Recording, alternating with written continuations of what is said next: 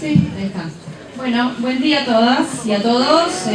Vamos a comenzar tratando de resumir en algo así como 10 minutos las características centrales de esta denominada evaluación de la calidad educativa, que es un eje de las reformas educativas en curso. No es patrimonio estrictamente de este gobierno actual, porque ya figura en la Ley de Educación Nacional del año 2006, concretamente en su artículo 95, que grafica toda una serie de instancias de evaluación, incluía las prácticas y la formación docente y el sistema educativo.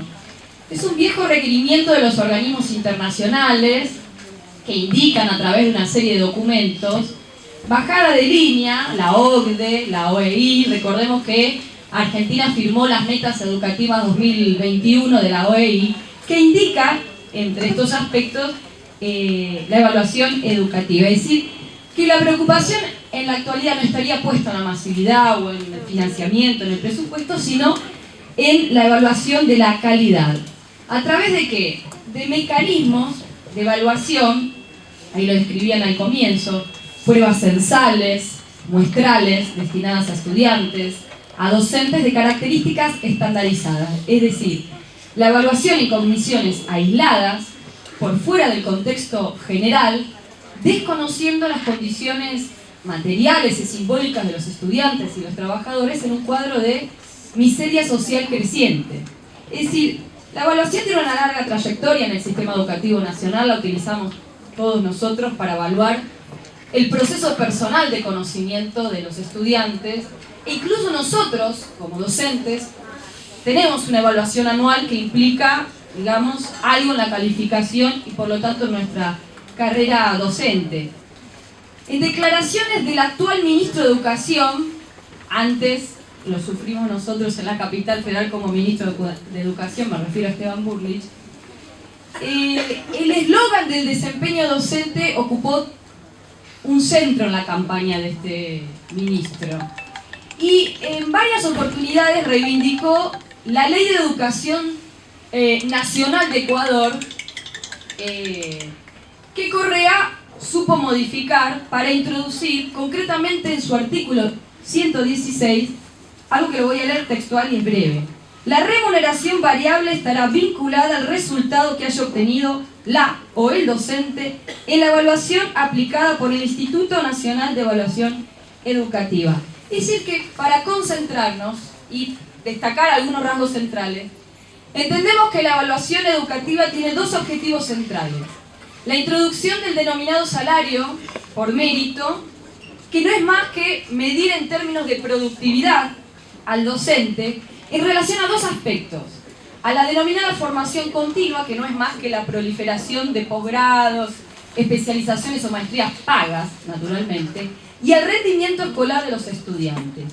Y el otro aspecto es el ranking de escuelas, algo veíamos ahí en lo de los Simpson, ¿no? De acuerdo al rendimiento de las escuelas, se introduce una diferenciación presupuestaria al interior del sistema educativo. Podemos citar ejemplos internacionales: México, Estados Unidos, Chile.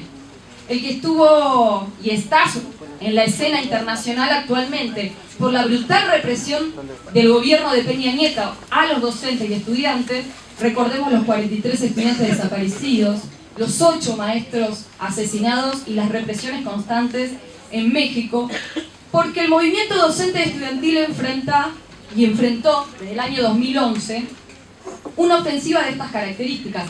Al principio las evaluaciones no eran obligatorias, pero luego se fueron modificando los aspectos de su constitución para que así lo fueran, y hoy actualmente el cargo, la estabilidad en el cargo, está vinculada a este rendimiento anual. Estados Unidos, también ahí lo vimos en los Simpson, tiene una larga trayectoria en esta proliferación de evaluaciones estandarizadas. En el año 2013, en ciudades como Seattle, New York, se desarrolló una rebelión educativa muy profunda que logró derribar un montón de evaluaciones, a raíz que el resultado de esas evaluaciones habían provocado cierre de escuelas y cesantías de docentes en relación a estos parámetros que aparentemente no rendían. Esta movilización en Seattle, por ejemplo, se desarrolló muy profunda, involucró a las familias e inclusive, y oh casualidad, esas escuelas que se querían cerrar eran en las escuelas donde concurrían los sectores populares, la población negra, los migrantes, es decir, está fuertemente relacionada con las condiciones sociales y materiales de la población que asiste a la escuela. Voy a volver con otra declaración, no porque sea fanática de Burling ni nada por el estilo, del ministro de Educación en el año 2013, que en La Nación, hablando de desempeños o incentivos, mejor dicho, el desempeño, señaló: si la escuela mejora un 10% con respecto al año anterior, podemos darle una biblioteca. Y si mejora un 20%, los chicos de 7º grado podrán viajar a Bariloche. Lo que queremos es que se comprometa toda la comunidad en la mejora de la calidad. Un año antes que se sancionara y se votara en la legislatura porteña la creación del Instituto de Evaluación, que finalmente tuvo el nombre de Unidad de Evaluación de la Equidad y Calidad Educativa. Todo ese verso se mandaron.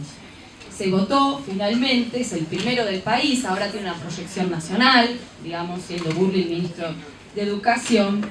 Lo votaron los bloques mayoritarios y otros bloques, como el FP, por ejemplo, presentó su propio proyecto.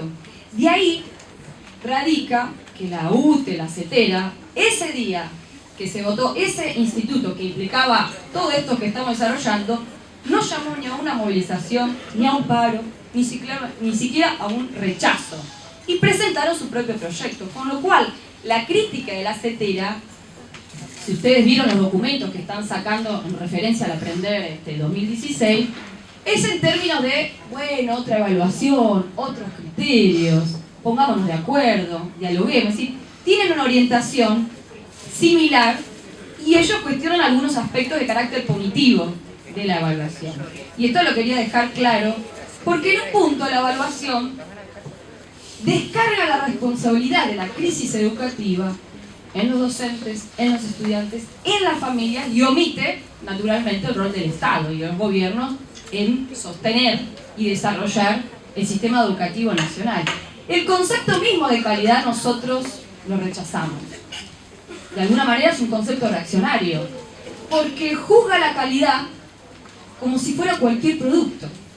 Es decir, es el primer paso para asignarle un valor de cambio y como tal poder intercambiarlo como cualquier mercancía.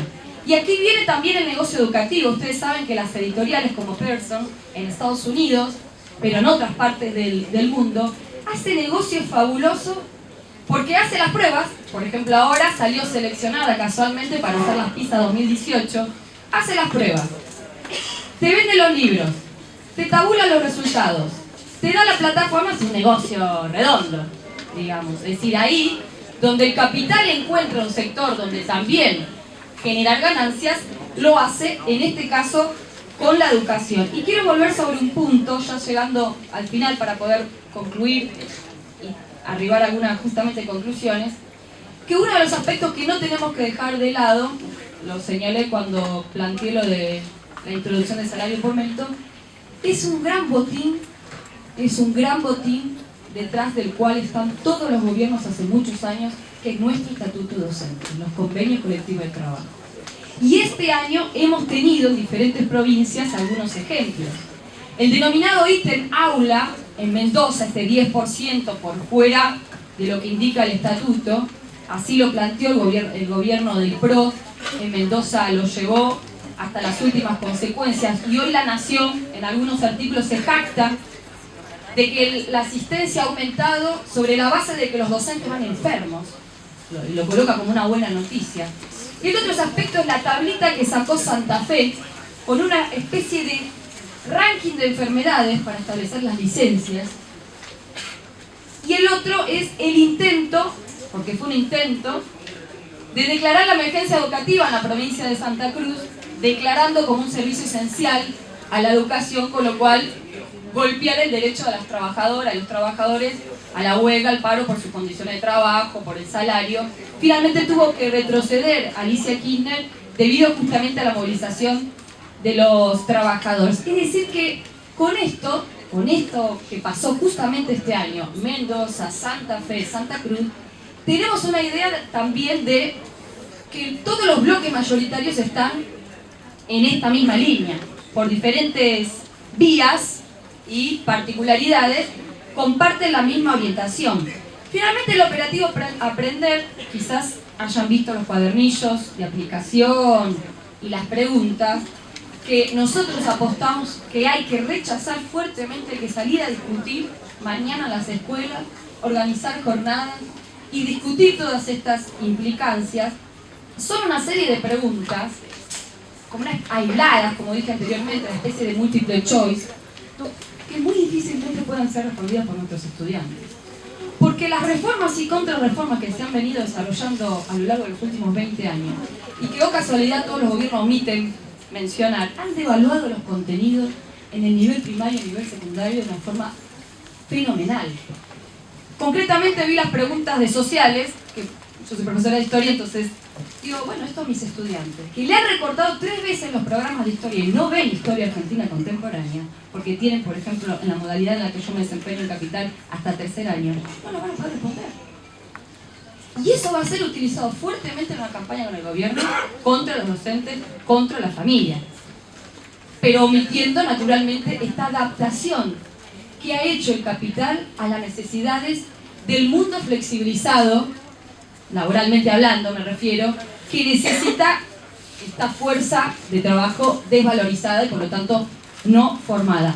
Finalmente, necesitamos una salida de conjunto, necesitamos rechazar este operativo, las reformas en curso, porque esto implica naturalmente discutir desde los sindicatos, de forma independiente de los gobiernos y de las direcciones burocráticas, una salida para el conjunto de la educación. Hoy más que nunca entonces está vigente desde nuestro punto de vista la defensa de la educación pública, gratuita, científica y laica. Gracias, compañeras, compañeros.